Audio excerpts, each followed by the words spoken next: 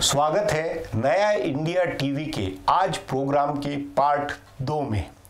इसमें पर्दे के पीछे की बातों, राजनीति को बताने वाली गपशप है तो हल्ला प्राप्त मुद्दे का, मसले का खुलासा भी। सो सुने और पाएं बेबाक बेधड़क जानकारी, वह सोचें कि क्या सही है और क्या गलत। पहले सुने आज की गपशप। आम आदमी पार्टी ने दिल्ली की 7 में से 6 लोकसभा सीटों के लिए उम्मीदवारों की घोषणा कर दी है। सब हैरान हैं कि दिल्ली की हकीकत जानते हुए भी आखिर अरविंद केजरीवाल ने ऐसा क्यों किया। कांग्रेस से आपकी बातचीत होने वाली है, पर उससे पहले उम्मीदवारों की घोषणा का राजनीतिक मकसद देखा जा रहा है। एक तो उसने कांग्रेस पर दबाव बनाया है, दूसरे उसके 4 उम्मीदवारों आतिशी, दिलीप पांडे, राघव चड्ढा और पंकज गुप्ता को सीरियस माना जा रहा है। दक्षिण पश्चिम दिल्ली से गुग्गन सिंह और नई दिल्ली से ब्रजेश गोयल का नाम भर्ती के लिए आगे किया गया है। इससे अंदाजा लगाया जा रहा है कि केजरीवाल कांग्रेस को दक्षिण पश्चिम, पश्चिमी और नई दिल्ली सीट देने की पेशकश कर सकते हैं। इस बीच केजरीवाल की घोषणा का बड़ा असर ये हुआ कि कांग्रेस की टिकट चाहने वाले उम्मीदवारों की भीड़ कम हो गई है। आपकी घोषणा के बाद कांग्रेस के संभावित उम्मीदवार पीछे हटने में लगे हैं, पर केजरीवाल के दांव से कांग्रेस को मिलने वाली संभावित सीटों पर मारामारी बढ़ेगी और कांग्रेस के विकल्प कम हो जाएंगे। उसके हिस्से में एक सुरक्षित सीट आएगी और बाकी 2 सीटें पंजाबी व जाट के लिए हो जाएंगी। बहरहाल कांग्रेस के नेता इस जोड़ तोड़ में लगे हैं कि केजरीवाल से एक सीट और खाली कराई जा सके।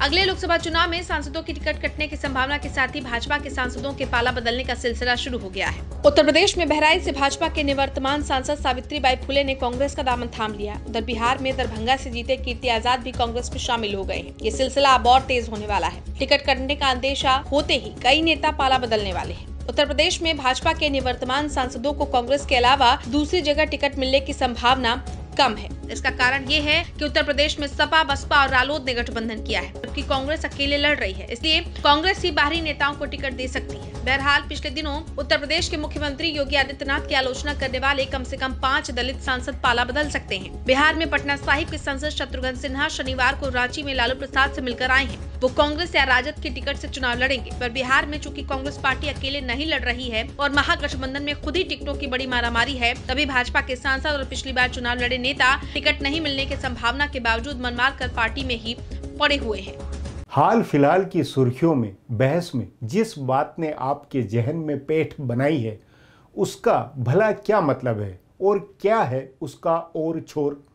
सो क्यों न अब जाना जाए आज का खुलासा। अगले लोकसभा चुनाव का एजेंडा तय हो गया है। आमतौर पर सत्ता पक्ष अपनी उपलब्धियों को एजेंडा बनाकर चुनाव लड़ता है और विपक्ष उसकी विफलताओं को मुद्दा बनाता है। जैसे 2004 में अटल बिहारी वाजपेयी की सरकार फील गुड और इंडिया शाइनिंग के मुद्दे पर लड़ी और 2014 में मनमोहन सिंह की सरकार चुनाव में गई तो भारत उदय उसके प्रचार की थीम थी। पर इस बार का चुनाव जरा अनोखा है। इसमें पहले लग रहा था कि भाजपा की नरेंद्र मोदी सरकार अपनी उपलब्धियों पर चुनाव लड़ेगी, क्योंकि उपलब्धियों के बारे में बड़े भारी भरकम दावे किए जा रहे थे। भाजपा का दावा था कि सरकार ने 140 से ज्यादा योजनाएं घोषित की हैं और इतना काम कर दिया है जितना पिछले 70 साल में नहीं हुआ। इसके बावजूद सरकार उपलब्धियों पर चुनाव मैदान में नहीं जा रही है। उसके बजाय युद्ध, पाकिस्तान और आतंकवाद को मुद्दा बनाया गया है। प्रधानमंत्री ने खुद कहा है कि वो आतंकवाद मिटाना चाहते हैं और विपक्ष उनको हटाना चाहता है। उन्होंने ये भी कहा कि विपक्षी पार्टियों के बयानों से पाकिस्तान को मदद मिल रही है। इसके साथ ही उन्होंने एक तरह से युद्ध घोष भी कर दिया है। पिछले दिनों उन्होंने पाकिस्तान में हुई वायुसेना की कार्रवाई का हवाला देकर कहा कि पायलट प्रोजेक्ट पूरा हो गया है और रियल अभी बाकी है। तो ऐसा लग रहा है कि प्रधानमंत्री ने खुद युद्ध, आतंकवाद और पाकिस्तान का एजेंडा तय किया है।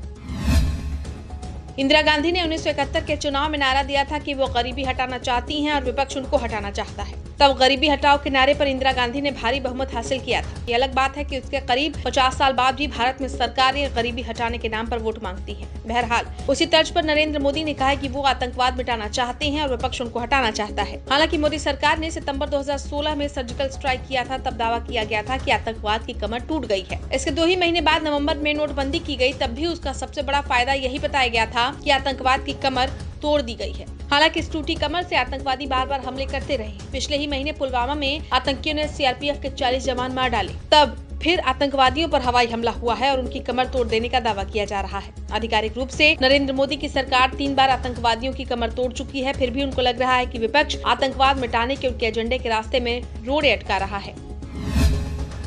प्रधानमंत्री मोदी ने खुद राष्ट्रीय सुरक्षा को मुद्दा बनाया है। वो अपनी हर सभा में इसका जिक्र करते हैं और कांग्रेस पर राष्ट्रीय सुरक्षा की अनदेखी के आरोप लगाते हैं। उनकी पार्टी के दूसरे नेता भी राष्ट्रीय सुरक्षा, युद्ध, पाकिस्तान और आतंकवाद को ही मुद्दा बना रहे हैं। पूर्वोत्तर में भाजपा के सबसे बड़े नेता हेमंत बिस्वा शर्मा हैं, जिन्होंने कहा है कि अगर केंद्र में फिर से मोदी की सरकार नहीं बनी तो आतंकवादी देश की संसद पर हमला कर देंगे। पार्टी के दूसरे भी कई नेता कह चुके हैं कि देश की सुरक्षा के लिए नरेंद्र मोदी का फिर से जीतना जरूरी है। पहले कहा जा रहा था कि हिंदुओं की सुरक्षा के लिए मोदी का जीतना जरूरी है, अब उसी को राष्ट्र की रक्षा में बदल दिया गया है।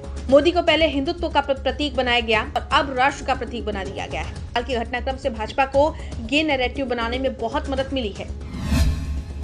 विकास और मोदी सरकार की उपलब्धियों की चर्चा करते करते भाजपा अब आतंकवाद से लड़ने, पाकिस्तान को परास्त करने और देश सुरक्षित रखने की चर्चा करने लगी है। 5 साल तक केंद्र की सरकार ने इस एजेंडे पर संभवतः कुछ नहीं किया है कि अगर इन मामलों में ठोस पहल हुई होती तो आज देश सुरक्षित रखने के लिए इतना शोर नहीं मचाना होता और दूसरे कार्यकाल की मांग नहीं करनी होती। बहरहाल भाजपा ने चुनाव से पहले अपना एजेंडा पहचान लिया है और पूरे देश को उससे प्रभावित करना शुरू कर दिया है। इसके लिए अगले 3 महीने पूरे देश में देशभक्ति का माहौल बनाए रखना है। पुलवामा में सीआरपीएफ जवानों की शहादत के बाद से ही भाजपा ने अपने सारे राजनीतिक कार्यक्रम इस हिसाब से डिजाइन किए हैं कि वो लोगों की भावनाओं का अधिकतम लाभ ले सके। वायुसेना की कार्रवाई और विंग कमांडर अभिनंदन की रिहाई को लेकर भाजपा के नेता देश भर में बाइक रैली निकाल रहे हैं। दिल्ली प्रदेश भाजपा के अध्यक्ष मनोज तिवारी तो सेना की वर्दी पहनकर बाइक जुलूस में शामिल हुए। ऐसे कामों से भाजपा अगले 3 महीने लोगों को उद्वेलित किए रहेगी।